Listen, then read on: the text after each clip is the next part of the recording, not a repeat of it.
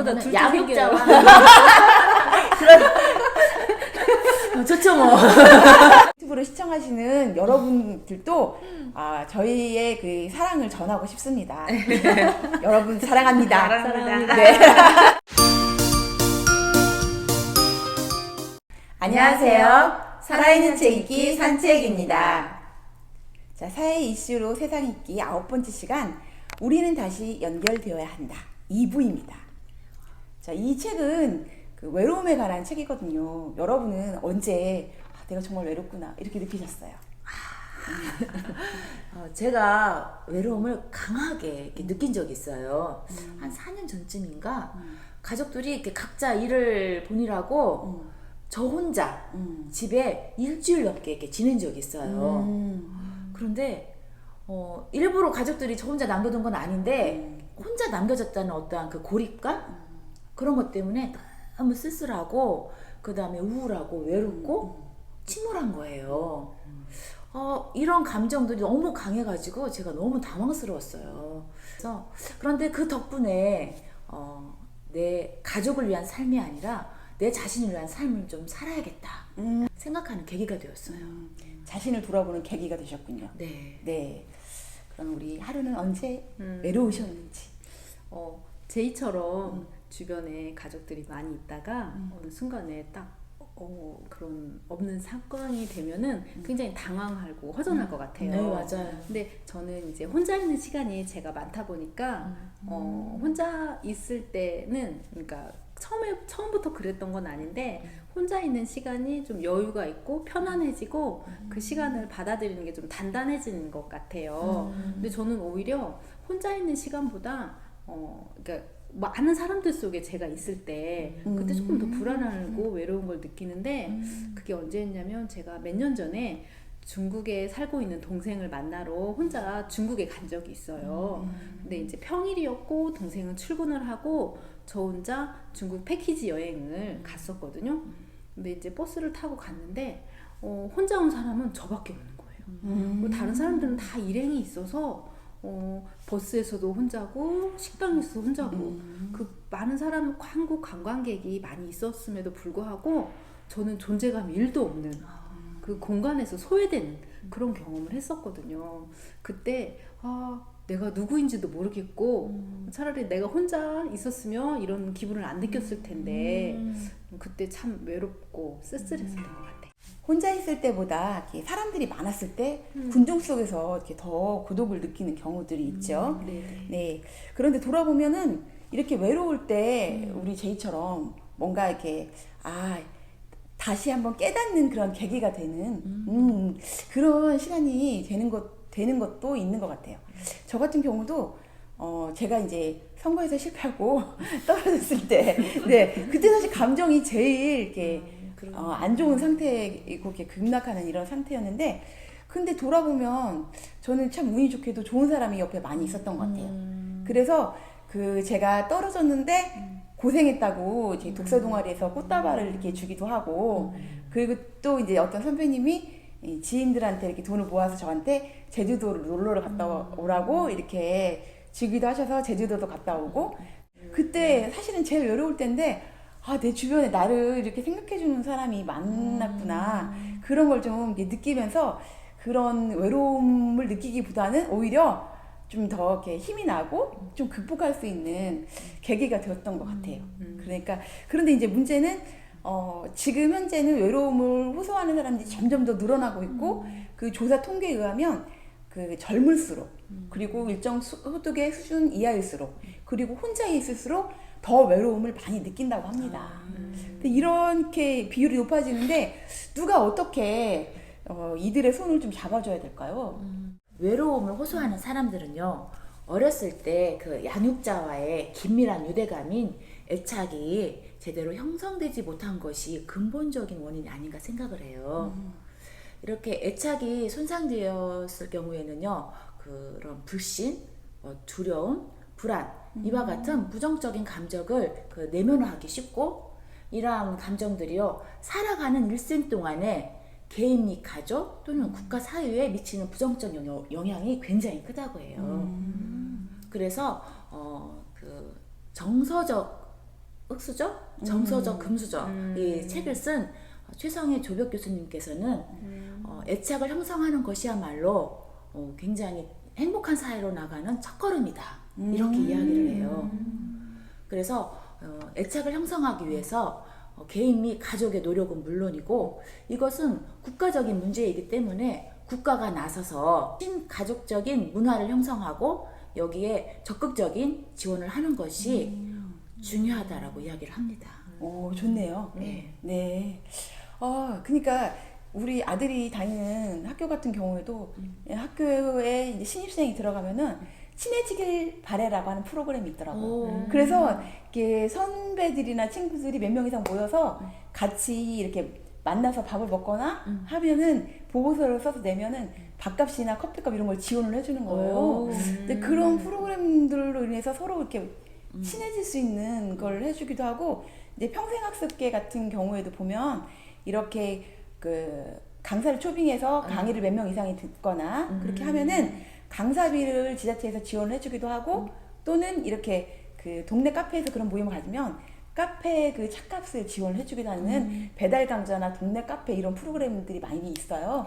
근데 문제는 정말 그렇게 아까 일정 소득 이하의 그런 외로움을 느끼는 그분들이 이런 혜택을 받아볼 수 있느냐 적절하게. 힘들죠. 그게 좀 문제라는 거예요. 그래서 저희가 생각할 땐 금방 저희가 말한 것 같은 그런 프로그램들이 일상적으로 될 수 있도록 공공기관들이나 정부에서 좀 이런 정책적으로 나서서 적절하게 이런 것들을 항상 상시적으로 할 수 있는 체계들을 좀 만드는 게 필요하지 않을까 이런 생각이 드네요. 그렇죠. 네. 근데 무엇보다 제일 중요한 거는 이런 애착은 만 36개월까지 형성이 된대요. 아주 어렸을 때. 그렇죠. 예, 만 36개월까지. 그래서 만 36개월 동안에 부모가 해줄 수 있는 사랑과 정성의 90%를 줘야 된다고 하더라고요. 그러므로 인해서 양육자와 긴밀한 유대감을 형성하고 이 형성된 유대감이 평생 살아가는 데 있어서 금수저 역할을 한다고 하더라고요. 감정 금수저. 정서적 금수저 역할을 한다고 하더라고요. 그래서 정말로 중요한 부분은 아이들이 어렸을 때 긴밀한 유대감을 가질 수 있도록 가족적으로 국가적으로 그러한 문화 환경이 제공되는 거죠. 육아휴직을 3년에 권장해야겠는데요. 3년? 그렇죠. 저도 그래서 좀 많다. 제 후배들에게 그래요.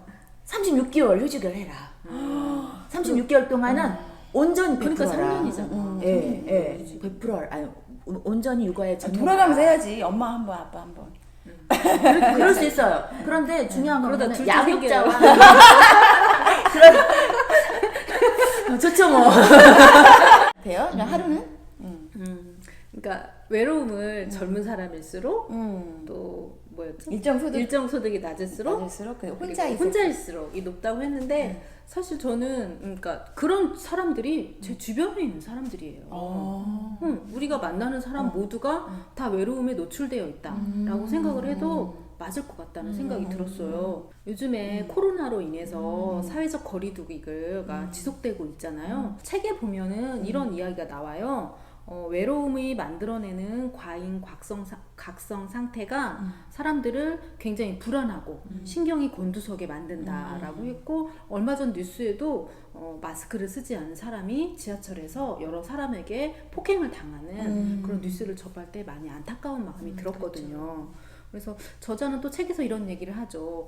친절은 그런 각성 상태에 있는 누군가의 마음을 열어주는 열쇠 같은 역할을 한다. 친절. 예, 그래서 그 친절로서 사람들을 무장해제 시킬 수 있다라고 말을 하거든요. 그러니까 작은 행동이 짧은 순간이지만 힘들어하고 있는 사람한테 힘이 되어줄 수 있다라는 말에 굉장히 공감을 많이 했어요. 그래서 저희가 여기서 이제 실천할 수 있는 거는 뭐 제도적 이런 거보다는 제가 살고 있는 일상에서 내 주변 사람들에게 제가 친절을 베푸는 게 아닐까. 아침에 엘리베이터 탔을 때 아침 인사 나누고 또 택배 아저씨 왔을 때 생수 전해주고 또 그런 것도 있잖아요. 우리 직원들 힘들어하는 직원에게 이모티콘 듬뿍 보내서 문자 보내고 이제 가능하면 쿠폰도 좀 쏴주고 주변에 힘들어하는 친구가 있으면 같이 저녁도 먹어주고 이런 식으로 조금씩 확장해 간다면 이런 친절의 힘이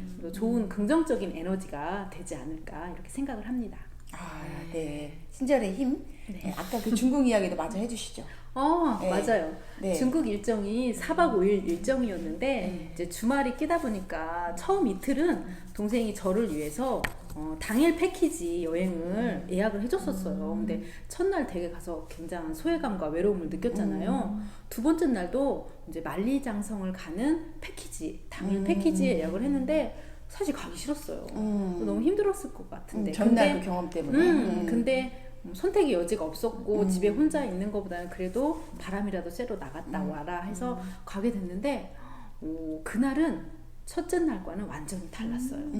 왜냐하면 저처럼 혼자 온 친구들이 몇 명이 더 있었거든요. 그래서 그 사람들이 적극적으로 저를 챙겨주면서 그들과 같이 이제 그때 3명이었거든요. 혼자 온 사람이 그 3명이 일행이 된 거예요. 그렇죠. 3명이. 그래서 같이 사진도 찍어주고 밥도 먹어주고 이야기도 하다 보니까 굉장히 친해져서 그 다음 날은 안 만나는 일정이었는데 그 다음 날은 같이 경극을 보러 가고 또 그 다음 날은 미술관에도 가고 같이 맥주도 먹고 하면서 그 친구들을 만나서 또 다시 제가 잊을 수 없는 즐거운 여행이 됐었던 것 같아요. 그래서 그러니까 공감과 연대. 그러니까 그렇게 혼자 있는 사람들, 외로운 사람들이 나 혼자만 외로운 게 아니고 너도 외롭고 나도 외롭고 그래서 공감하고 그들이 같이 연대한다면은 그런 외로움에서 조금이라도 탈피할 수 있지 않을까 그렇게 생각을 합니다.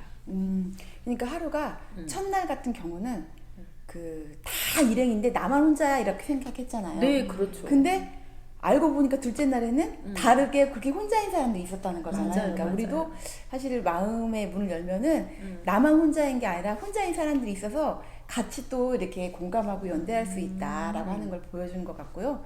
저는 좀 SNS에 대해서 좀 말씀드리고 싶은데 그 지난주에 저희가 읽은 책이 메타버스라는 책이었어요. 독서 토론에서 그랬는데 거기에서 어떤 얘기가 나왔냐면은 이 외로움을 느끼는 그러니까 사람들이 더 그 SNS를 많이 한다는 거예요. 그러니까 그 브이로그 시청률을 보니까 난 외롭다라고 하는 사람들은 48%가 브이로그를 보고 난 안 외로워 이런 사람 40%가 본대요.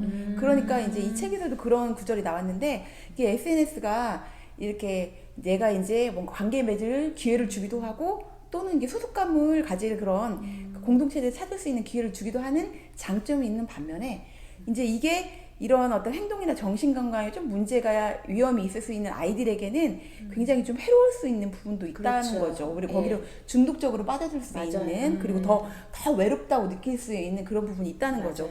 그래서 특히 아이들에게는 이 책에서도 그 눈맞춤 그리고 대화, 정서적 관여가 더 중요하다. 그러니까 그렇게 나쁘니까 뭐 핸드폰 하지 마, 스마트폰 보지 마 이게 아니라 정말 더 필요한 중요한 관계 맺기를 잘 될 수 있도록 정서적으로 집에서나 우리 사회에서나 또는 학교에서 그런 정서적인 교육들을 더 강화해야 한다고 하는 거죠.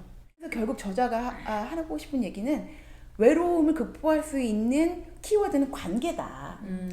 이렇게 얘기를 하고 있어요. 그래서 맨 끝에 에필로그에 보면은 나에게 주어진 가족이 아니라 내가 선택한 가족에 대해서 얘기를 하고 있거든요. 여러분은 내가 선택한 가족은 누가 있을까요? 네. 제이가 선택한 가족은? 저도 이제 생각을 좀 많이 해봤는데요. 제가 선택한 가족은 직장 동료입니다. 직장이라는 곳이 어떤 이해관계로 모인 곳이고 업무 처리를 하다 보면은 많은 갈등과 오해가 이렇게 생길 수밖에 없는 그런 구조인데요. 내 그 기대나 기준에 못 미친다고 느꼈을 때 이제 나도 모르게 이렇게 비난하고 뭐 아니면 외면하고 이제 그러곤 했었거든요. 그랬더니 오히려 제가 너무 이렇게 불편하고 제가 또 긴장하게 되고 그러면서 제 마음 편안하지가 않더라고요. 그러면서 제가 이제 이 책을 읽으면서 그 직장 동료를 가족으로 선택하고 그들에게 이렇게 친절한 행동을 베푸는 것이 결국 나에게 도움이 되지 않을까 이런 생각을 하였습니다. 아주 현명한 생각입니다. 네, 감사합니다. 네, 그럼 맞아요. 하루가 선택한 가족은? 그러니까 저는 엄마는 이런 얘기를 하잖아요. 가족이 없을 때 가족의 역할을 해줄 수 있는 튼튼한 관계인 사람들이 있어야 된다 이야기를 하는데 가족을 선택한다는 것은 그만큼의 노력도 내가 해야 된다는 거를 감수한다는 것까지 포함을 하는 것 같아요. 그래서 제가 아팠을 때 뭐 2번의 수술을 큰 수술을 했었을 때 그때 저를 가족으로 선택해준 사람들이 있었어요. 제가 이제 병실에서 저를 지켜주고 밤을 새면서 병실을 지켜주고 또 음식들을 계속 해서 주고 또 병원에 갈 때 직접 병원까지 태워다주고 이런 역할을 해줬던 저의 튼튼한 관계를 가진 친구들이 저의 또 다른 가족이라고 생각을 하고 지금까지 그들과 함께 이렇게 같이 가족처럼 잘 지내고 있는 것 같아요. 그래서 제가 힘들 때 또 위로가 필요할 때 제 곁에 있어 주었던 친구들 그게 저의 또 다른 가족이고 산책 친구들도 제가 선택한 다른 가족이라고 생각합니다. 그렇죠? 네. 물론이죠. 당연하죠. 물론입니다. 네. 네, 우리 남편도 전 신기하다고 해요. 저한테. 왜냐면은 몇십 년 동안 오랫동안 만나온 사람들도 많이 있는데 요새 산책 친구들하고 더 많이 논대요. 맞아요.